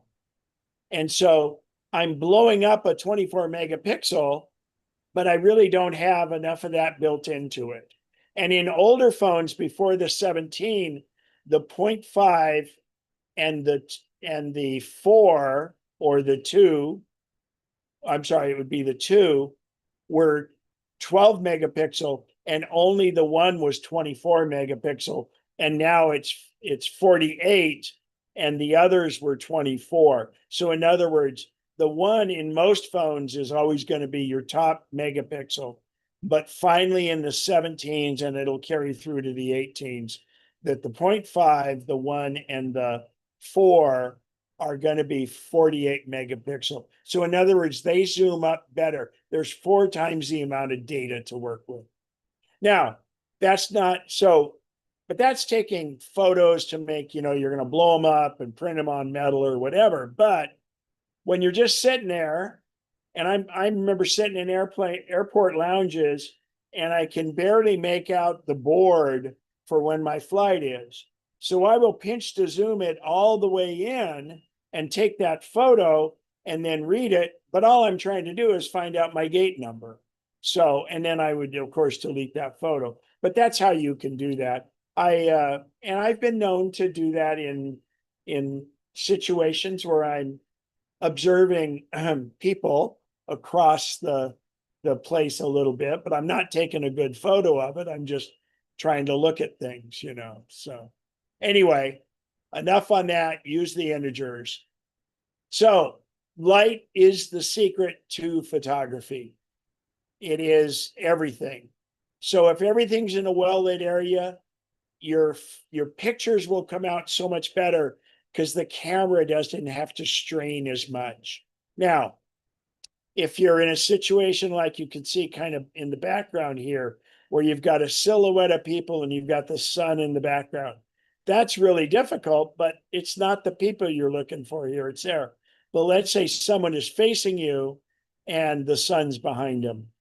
that's a difficult situation, but you can do it. The other thing that is a big thing is if people are wearing hats, it shades their face. So there's techniques you can do, but the best thing is have them turn so they're facing the light and you go with them. Now, the flash. There are very few times you are ever going to use the flash on your phone. On the iPhone, if you look on my screen over here, well, it doesn't really show it. So these little things. So the flash should be off all the time. And the only rare times you would ever use the flash is if you're trying to, if someone's near you and they are shaded, you can do a bit of a fill flash. But realistically, the flash, let's say it's a dark situation at your desk, I would never even use the flash there. I would go ahead and let the phone, the sensor in these things are so good that it'll be terrible. We have all been at, say, concerts or large auditoriums where people are trying to get a picture of people on the stage. They're up in the balcony and they have their flash on. Well, the flash on these phones is good for maybe 5 feet at the most. And the problem with that is you're in this auditorium and you're trying to get the people on the stage, and the camera, if you have your flash on, says, oh, I'm going to get all this light so I can shut this thing down and I'm going to have the flash fill it for me. Well, the flash isn't going to help with those people on stage. And the problem is it'll make your photo worse because it's anticipating that. So these things have such good capabilities. You can you can turn the flash off, and I would say never have it on. Obviously, if you're in and you're photographing a piece of paper or something like that would be about the only time. But it is just, they're so strong. The other thing we have is, and I'll show you night mode. So there's this thing called night mode, and that's next to the flash. And what night mode does is it will only show up on your menu bar up here if it's needed. And if it's kind of dark, it will come up. And what that does is it says, I'm going to take a long exposure picture so that we're going to get better light, and it will help a lot. Now, the problem is, and it will sense if you move a little, but I'll tell you, I will show you a Milky Way shot I took recently with my iPhone using night mode, because when it's on a tripod, or I did one in the middle of the Sahara Desert, I set my phone on this cement table we were on, so it's very, very stable. And instead of a 3-second shot, it can take up to a 30-second shot because the phone senses that it's not moving, and it says, oh, instead of 3 or 10 seconds, I can go up to 30 seconds. And then in that case, if I use you can use the delay on it, but that's not enough. I use my iPhone to take the photo so that I'm not moving my camera. So that's called night mode. The only time it shows up is if it's dark enough. And that's better than using the flash. Again, here's the clean the lens. Okay, so I knew it was coming up. Just keep your lens clean. So we're going to talk about portrait mode. And this is what I say will turn snapshots into photos. So and sometimes it'll automatically go into portrait mode, but when we're looking at when we're in photos normally, one more to the right is called portrait. And it doesn't, even though mine here this is called the portrait mode of the phone, and laying it down is called landscape. That has nothing to do with that. The orientation of the phone, portrait mode is straight up and down as if you were taking a picture of someone in a studio, and landscape mode is horizontal because you're taking a picture of landscape. But the actual portrait mode here does something that's very interesting. So, and I just brought this up on the screen here so you could see the different things. By the way, here's where it's the night mode is, and here's where the flash mode is. And we'll talk about live pictures in a second. But this is me at the top of Victoria Falls, the river that goes into Victoria Falls. We were gonna have dinner here, and as it turns out, we were in these comfy, heavily padded chairs, and they brought our pizzas to us. So I'm looking here and I'm looking out and I'm thinking, wow, this is a neat setting. So I was able to get my shoes, and what this is the whatever you're going to focus on is 2 to 8 feet away. Okay.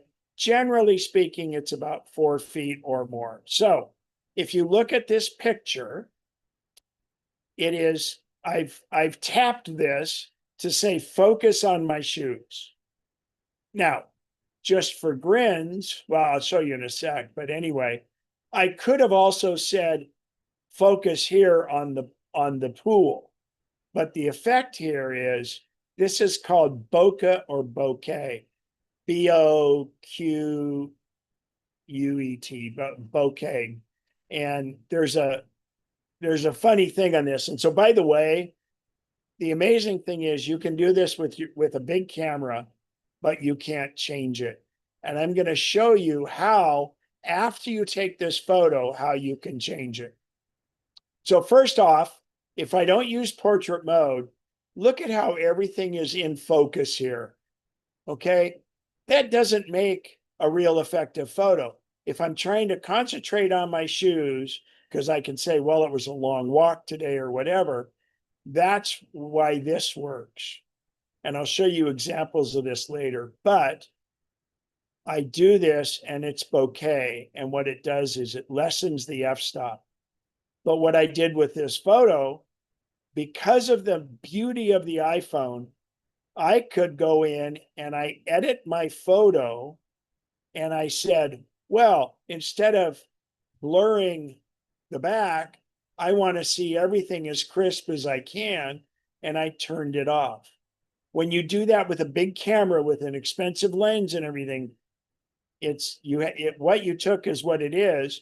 And believe it or not, in portrait mode, I could, after I've taken the picture, say, make this what's in focus and make this blurry. And that is just, that's reverse bokeh, and that's pretty incredible. So again, you get it in portrait mode, you tap it here, and then you can adjust the blurriness after you take the photo. And I will show you photos on that. Now, the panorama mode. So if we look at the bottom of the photo or the bottom of your screen, we have video to the left, photos, portrait, and pano. And pano is an incredible feature. This is a photo I took with my iPhone. This is about 45 minutes north of Banff. I got there at sunrise. I took some great sunrise photos.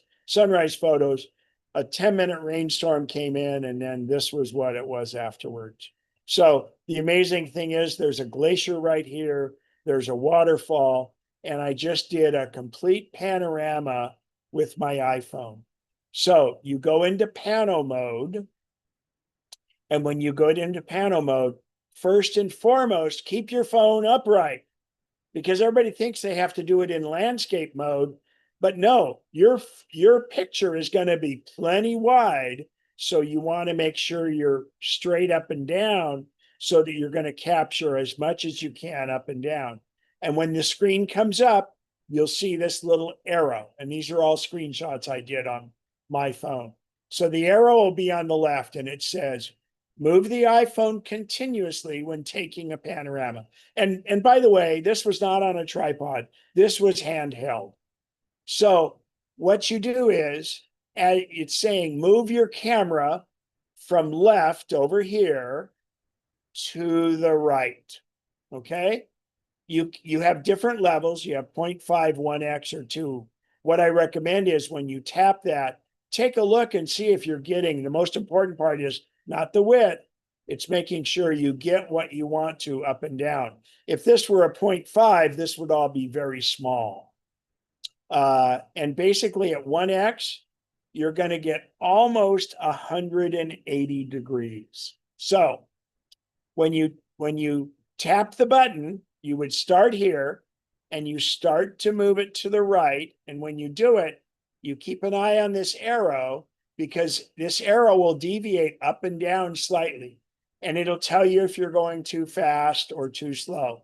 I go fairly slow because it gathers more information, and I keep going across. Now, here's the trick. 95% of you are going across. You say, okay, I got everything I want. I don't need to go any farther. And they reach down here and hit the button. Well, that always messes things up. So once you get to where you want to be, which would be, let's say this went farther, well, there was nothing over here nice to photograph. You just start moving your camera back the other way and it will stop the panorama. So you do not have to hit the button. So again, and then when I say the button, it's the white button. So you just keep going, and when it's what you want, you start going the other way. Now, in a case like this, where the lighting might be much different on the right-hand side than the left, if I want to start from the right-hand side, I tap the arrow, and the arrow now flips to the other direction. And I've taken important panos, I will take them both direction. And in the early days of this, you could always tell where the photos were seamed and stuff, but I guarantee you will not find this in this photo. And again, and by the way, this was taken with an iPhone XS is how long ago this photo was taken. Randy, go ahead with your question. No, not so much a question. Great stuff, Ken. I appreciate. But also, I've done the pano in the upper, hold it landscape, but go up. Yeah, And I had some I'm good getting, results. I have some photos of that I'll show at the end here. So again, if you're going to do it up and down, you do turn it sideways, like in Arches National Park. You can do the arch all the way. I have some amazing photos, and that's important. So anyway, play with pano. It makes it really, really good. Now the selfie. So selfies, I don't take enough of them to show what that I was there, but I think it's overdone. But a selfie is a nice thing. I'm sitting at Victoria Falls and I want to see the background.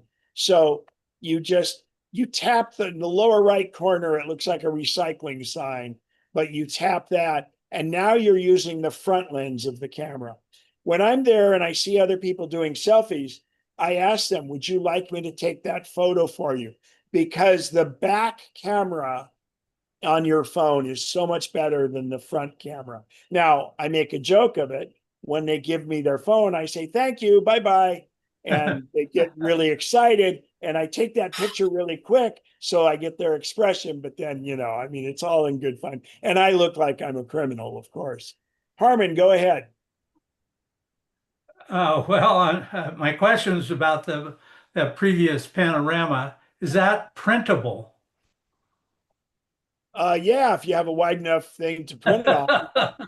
Well, or you can do parts of it, because the phone is capturing. These files are pretty big. So yeah, it's definitely printable, but you may have to stitch it together.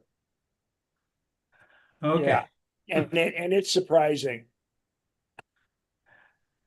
Okay, so hold the camera, look at the screen, and remember, you can do selfies in portrait mode or in landscape mode, turning it one way or the other.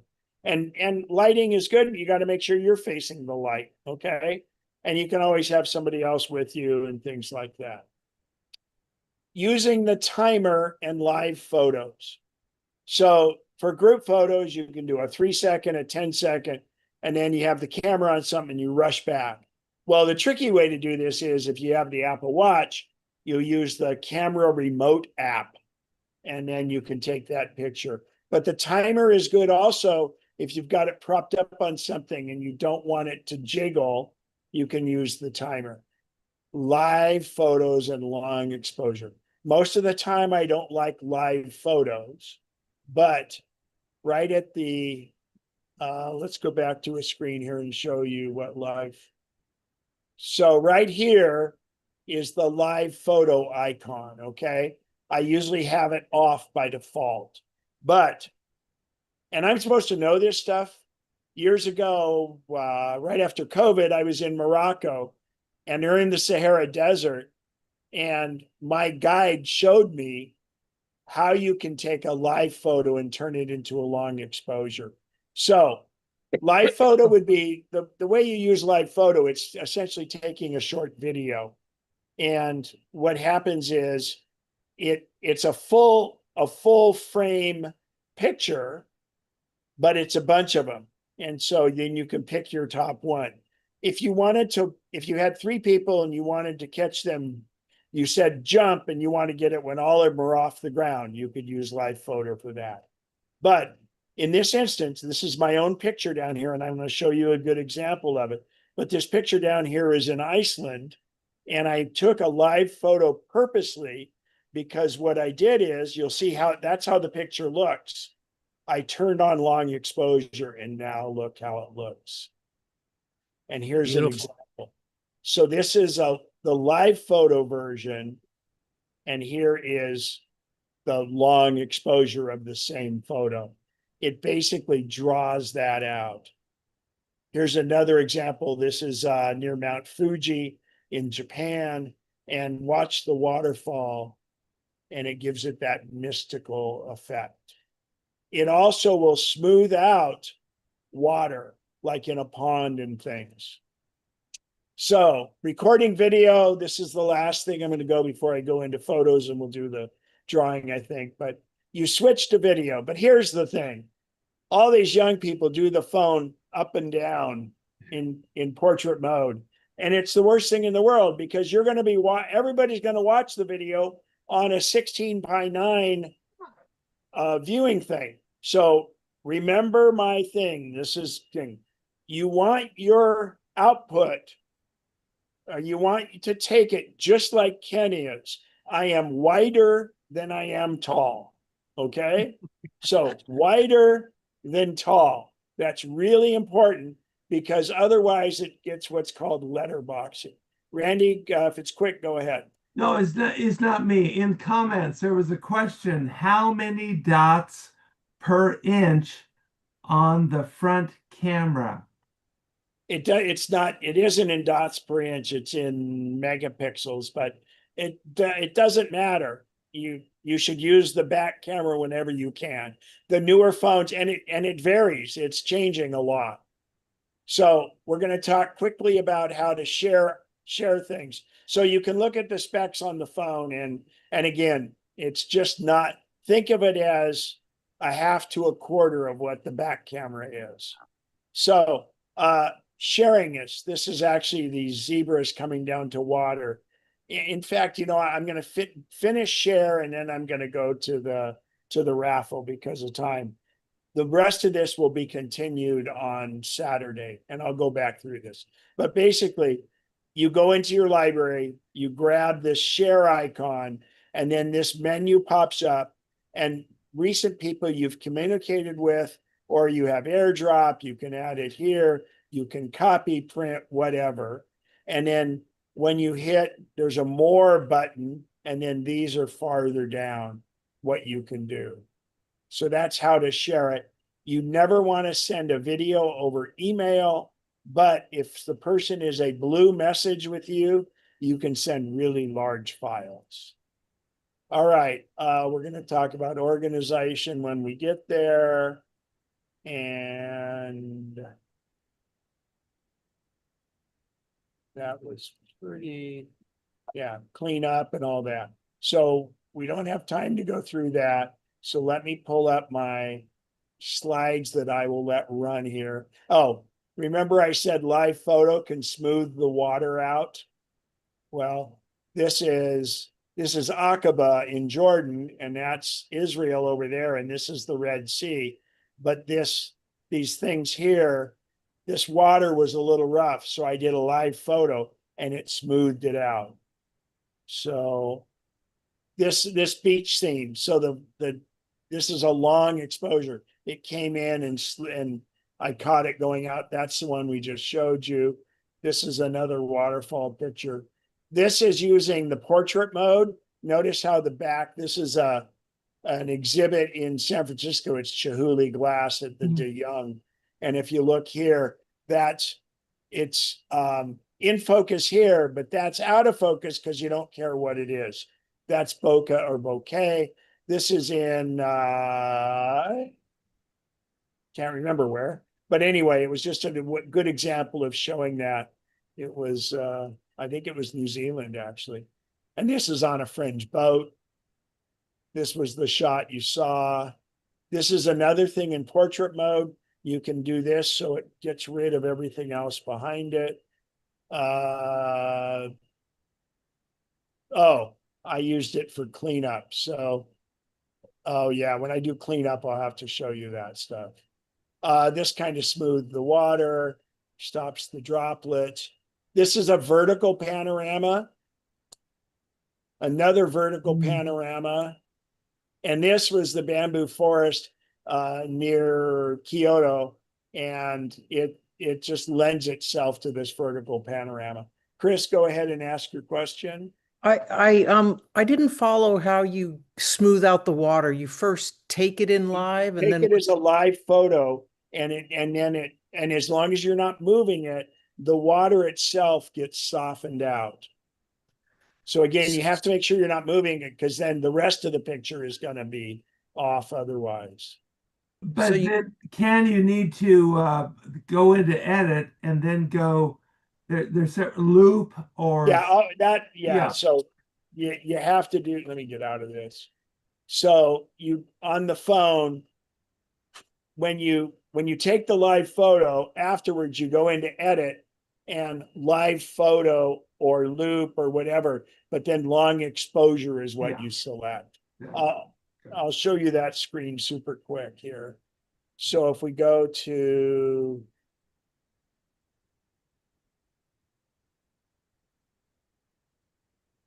come on.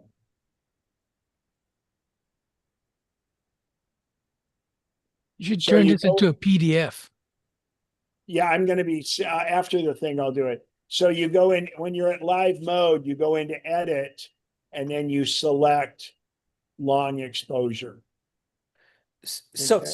so just so I'm clear, first you take the photo in live Yeah, and then you go into edit and you just select long exposure.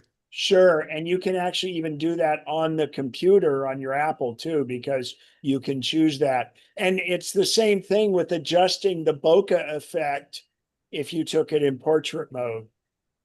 You can adjust all those. Again, we got to get to the things here. So I'm going to run this while I'm going to run the slideshow here in the background. All right. So these are all iPhone photos. Okay, Lisa or Mary, I need It's good. numbers. Yeah, Ken, it's Lisa. We have 34 Hang today. on, I got to get my 10. 34. Mm-hmm. Okay, so we'll see if this works with SIRI. I'm just going to do a test here. Give me a random number between 1 and 3,000.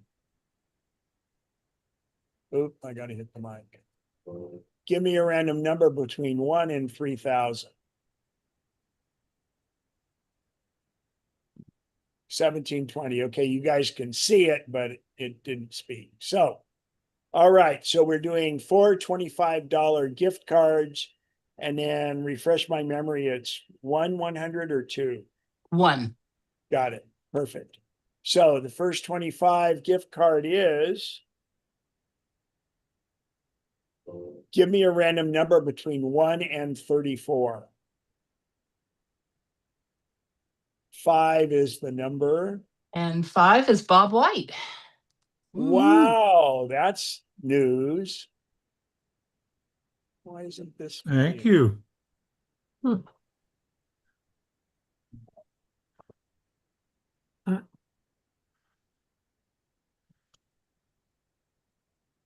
Play.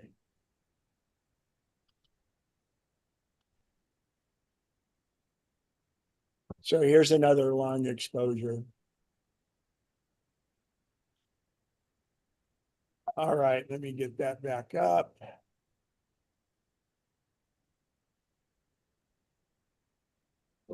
Give me a random number between 1 and 34. 14. 14 is Harmon Tabor. Congratulations, Tabor. Harmon. Thank you. Thank you. Give me a random number between 1 and 34.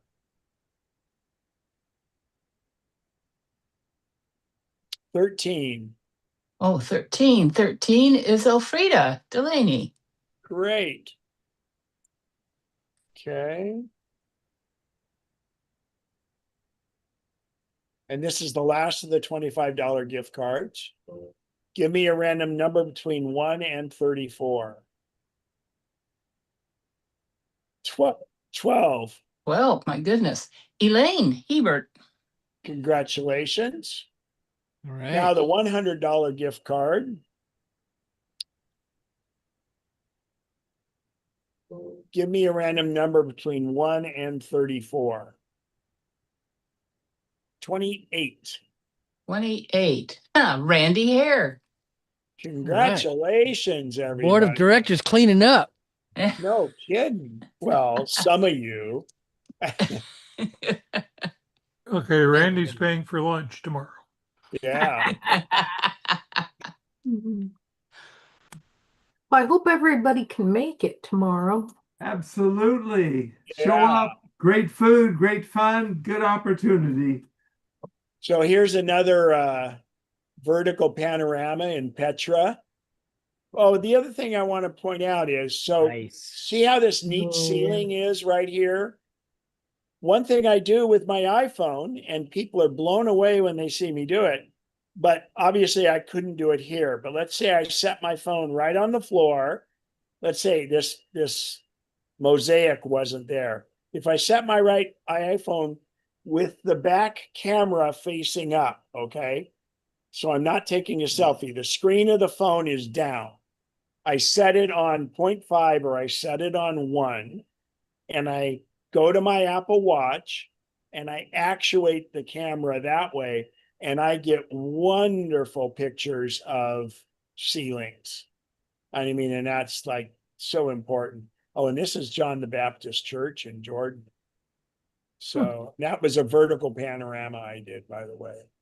I'll show you another vertical panorama that this is in Monument Valley. This is, we backed into this. This is in this open amphitheater kind of thing because the rain has washed it all out.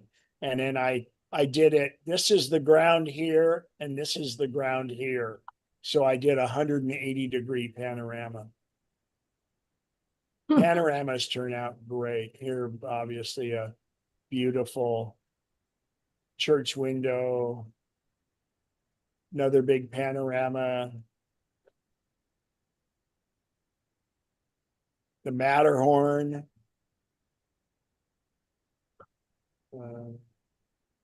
Anyway, we're done. Any other questions? Feel free to ask. I can hang around for a bit since we're all done. Wow. Great class, Ken.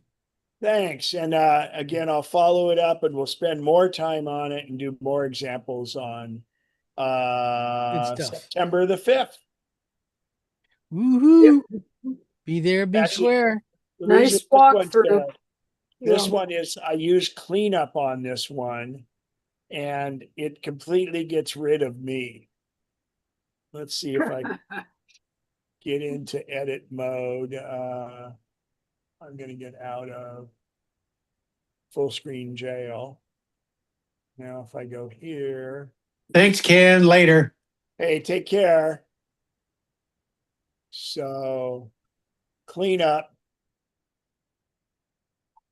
Maybe I have to, on the phone, it works. Oh, it's still working. Oh, it's preparing. Sorry. This phone, this is the M1 MacBook Pro, and it's Oh, and it's also downloading the photo, I'm sure.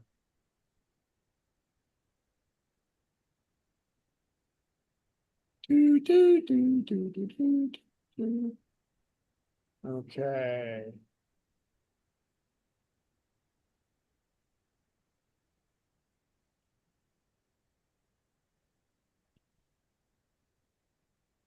There Boom, you I'm no are. longer in the photo. Come on. Come on. Come on. You just look pink. No, no. It's Put working. It's working. It's trying to get all. Oh, It's working. Put it in another application. Keith McMahon, go ahead and ask your question. Have you ever tried using a snap grip holder for the iPhone? Yep, I have two different ones, and they're nice. I mainly use them so I can actually put a neutral density filter on my iPhone. Okay. Actually, I'm sorry. Neutral density doesn't help unless you're doing the settings. I use a circular polarizer on it. Yeah. Okay. You tried using a snap grip. I've tried using it several times and I kind of like it. It makes it feel more like a DSLR camera. Yeah, and for me though, it's a matter of functionality because I have a waterfly chest thing, and I put it down in that, and it works great. It holds really well, and mine even has a little grip on it. I have the small rig one, and I have a newer one also. Okay. Which one did you get? It's made by Shift Cam Snap Grip. Uh-huh. I have one of those, Keith. Do you like it? Yeah, this is the second iteration. It's a Kickstarter thing that it started on. Okay. The first iteration was kind of so-so, but the current one's much better. One thing I like about it is it just uses normal batteries. It's not a, a recharge battery, so you don't have to worry about batteries. The one, Uh, the one I has a battery in it that helps keep the iPhone battery charged. that too. Yeah. And one of the ones I have has a Bluetooth, a button that slides on or slides off that you can use to actuate the camera with. Yeah, you change the Right. power button with, yeah. Yeah. But unfortunately it fell off somewhere, but they were pretty inexpensive to order. So I ordered one, and it was a 2-pack. So Great. but yeah, I mean, and then I also, the other thing I have on my phone is and actually I'll try bring it up because I think it's important. I have a rubber snoot so that when I'm taking pictures against glass, I don't get the reflection. Oh, And Oh. it's threaded. I think it's there. I think it's 67 millimeter, and you got to be careful because it's um, you don't want to get it to, you don't want it to impinge on your photo. So let me just see if I can pull it up, and I'll show it to you guys. And Ken, while you are pulling that up, I at the Railroad Museum, I put my phone right up against the glass, the plastic actually, and take a picture. So Yeah, there's no, yeah, that works well. And good. the other thing you can do is sometimes there'll be a little bit of light ingress around sides and things. Yeah. So you can kind of shelter it with your fingers. But I'm going to share my screen now and show you what I've got Okay. because it's really cool. And I have a couple ways to do it. In fact, Al, Bob, and I went round and round on some of this. But I didn't have go much ahead. luck. Well, I've had really good luck. So let me show you this. And I'm gonna do this one and this one, and then I'm gonna also do magnet. MagSafe. because of the adapter thing I have. This is another one. Okay, here we go. All right. So starting off, this is threaded. It's 72 millimeters, so you can get a step down ring if you want. And it's collapsible. You don't want one this big. But what happens is I can put this against the glass and I can flex it a little bit. In 0.5, it starts to show up, but and you want to make sure what you're putting it on your phone with is centered in your lenses. So this just screws on and it helps that. Here's a 67 millimeter version of it. I've been playing with these a lot and making sure I have them and I keep them with me. This is a handy dandy little one that actually clips around your phone, and then it has this, and it's adjustable.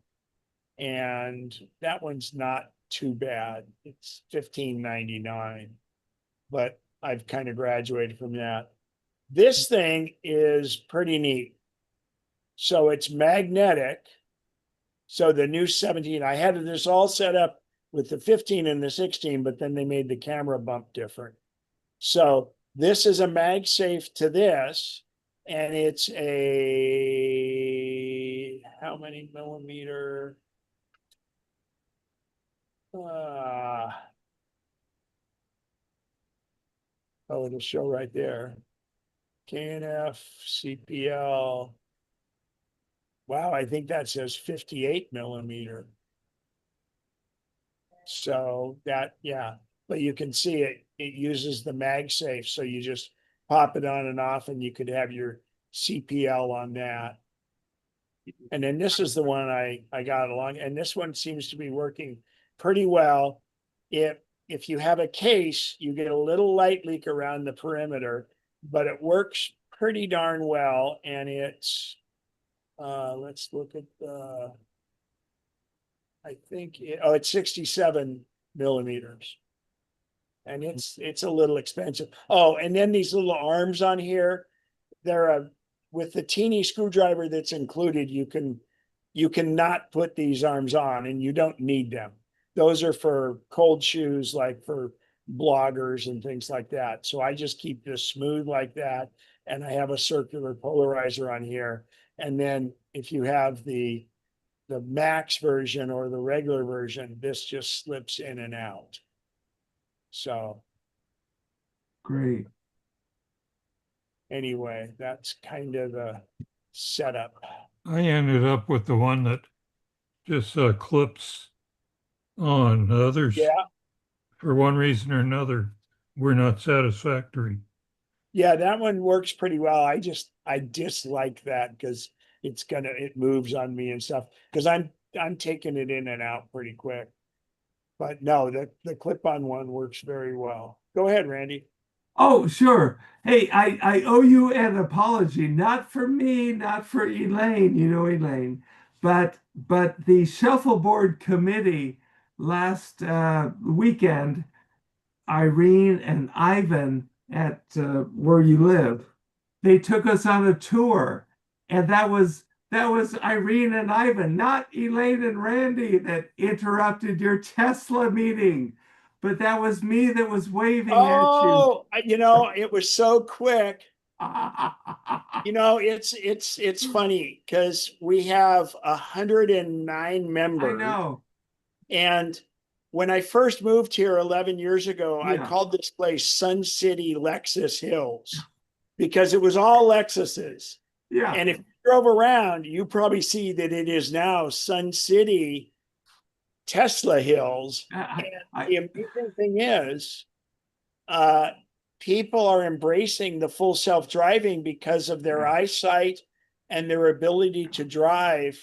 And that's kind of, just didn't even think about that in the whole ecosystem of it. I absolutely apologize. How many are on here? 7. So for the 6 other people that are on here besides me, Ken, it was not me that jiggled that door. It was the people giving I me don't the even know if tour. we heard that, but yeah.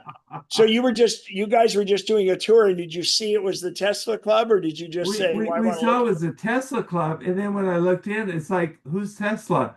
Oh, it's Ken. Yeah. So that was me in the back that was saying I hi. wondered who it was. Yeah, that was sorry. Yeah. I No, was I'm that's so fine. sorry. It was not That me, no, don't apologize. That didn't but interrupt us at it all. was a I think shuffleboard group. we had about 40 or 50 people there. So The whole room was closed, so they were showing us the beautiful ballroom and facilities where you were at, and they couldn't get in to show us, so they kept jiggling the door, and it's that's like, funny. no, shh. Well, and I don't know it. I don't think that we don't lock it. I think that's just somewhere. So the other door on the other side, and then Yeah. and then did they take you through Orchard Creek also, the Oh, other clubhouse? both fitness facilities. So So when are Elaine you and I moving in? Elaine and I could so do it, and we would so love it so much more. Let's talk offline. I'd love to get some advice and Did you pick up a copy of the Compass magazine? absolutely. And Yeah. so So do so you, Randy, our user group here for Apple is 1,400 members. you have mentioned that, but okay, offline, maybe you could send me which model. I've been to your house, but I don't say it online I here, don't but care. send me a text which